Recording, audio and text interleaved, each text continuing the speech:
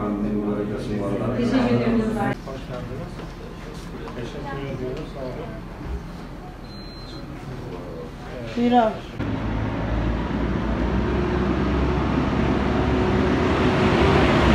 Hayırlı kandiller. Teşekkür ederim. Çok sağ olun. Güzel kandillerimiz olsun inşallah.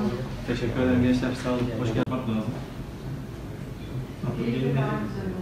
Yeni nesil gençler hocam bugünleri unutmaya başladı. Ama biz bilgi öğreniyoruz fakat bizim ekstra almamız gereken bir ahlaki eğitim boyutumuz da var. Özellikle bu tarz konularda gençleri iyi yetiştirmek lazım. Onlar bizim geleceğimiz olacak. O geleceğe sahip çıkmak da hepimizin görevi. İnşallah hep beraber böyle sizin gibi değerli öğretmenlerimizle süreç içerisinde böyle güzel etkinlikler yaparak daha güzel faaliyetlerle böyle özel ve önemli günleri herkese bildirmemiz, herkese tanıtmamız lazım. Bir yıl başında nasıl herkes biliyorsa böyle özel günleri de herkesin bilmesi lazım. Bunlar bizim dini değerlerimiz, bu değerlere hep sahip çıkmak lazım. Sizin gibi değerli gençler de inşallah böyle bize öncelik edip biz de beraber, hep beraber tüm ülkemize böyle güzel etkinlikleri dağıtalım.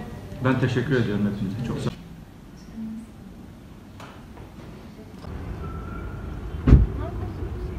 Şey çekiyoruz.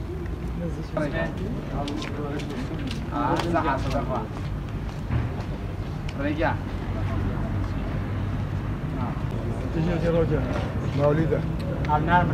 تجي روجا Eyvallah. Rahmet de ya. Ne tabiatçı. ودي طالب اتفاق بده في اومدي اتفاق سريع بيدش اجي اتفاق قوم كده همدا اتفاق يسر فراز بوقام اتفاق نبت تشيب كيف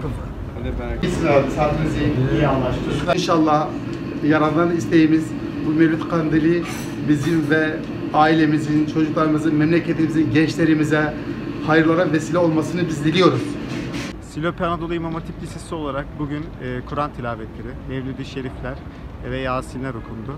Onun ardından Milli Eğitim Bakanlığı'na gidildi, Sağlık Ocakları'na gidildi. Ardından esnaf ziyaretlerinde bulundu. Herkesin Mevlid Kandili'ni en içten dileklerimle kutlarım.